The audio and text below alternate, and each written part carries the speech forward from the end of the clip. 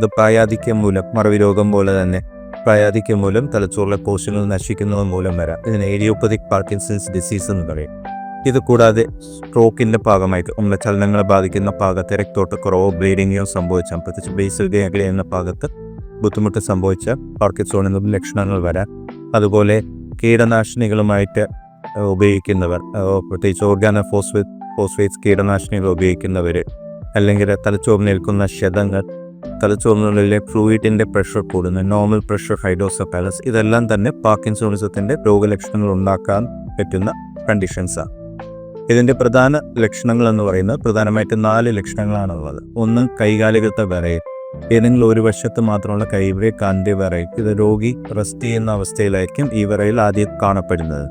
രോഗം മൂർച്ഛിക്കുന്നതനുസരിച്ച് ശരീരം മൊത്തം തന്നെ ഈ വിറയൽ ബാധിക്കുകയും ചെയ്യും. രണ്ടാമത്തെ ലക്ഷണം എന്ന് പറയുന്നത് പേശികളുടെ ദൃഢത. അതായത് അവർക്ക് ഫ്രീ ആയിട്ട് അവരുടെ ജോയിൻറ്റ്സ് മൂവ് ചെയ്യാനുള്ള ബുദ്ധിമുട്ട്. പ്രധാനമായിട്ട് ഇത് ഷോൾഡർ അല്ലെങ്കിൽ തോളിനെ ആയിരിക്കും ബാധിക്കുക. ഷോൾഡർ പെയിൻ ആയിരിക്കും തുടക്കത്തിലുണ്ടാകുന്ന ഒരു രോഗലക്ഷണം എന്ന് പറയുന്നത്.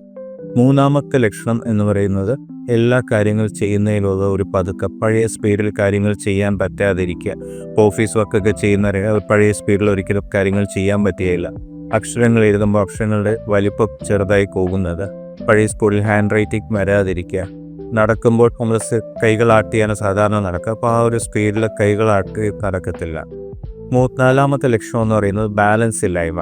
അവർക്ക് നിരപ്പല്ലാത്ത തറയിലൊക്കെ നടക്കുമ്പോൾ പെട്ടെന്ന് ബാലൻസ് തെറ്റി വീഴുക, ഇരുന്നിട്ട് എണീക്കുമ്പോൾ പുറകിലോട്ട് ആഞ്ഞു പോവുക. ഈ 4 ലക്ഷണങ്ങളാണ് പ്രധാനമായിട്ടും പാർക്കിൻസോണിസത്തിലുള്ളത്. അപ്പോൾ ഇത് ഡയഗ്നോസ് ചെയ്യുന്നത് പ്രധാനമായിട്ടും ഈ രോഗലക്ഷണങ്ങൾ വെച്ചാണ്. പ്രധാനമായിട്ടും വിറയലോ അല്ലെങ്കിൽ ഈ പതുക്കമോ എന്തെങ്കിലും ഉണ്ടെന്നുണ്ടെങ്കിൽ അതൊരു ന്യൂറോളജിസ്റ്റിനെ കണ്ട് പാർക്കിൻസോണിസമാണോ അതോ വേറെ എന്തെങ്കിലും ബുദ്ധിമുട്ടാണോ എന്നുള്ളത് നോക്കണം.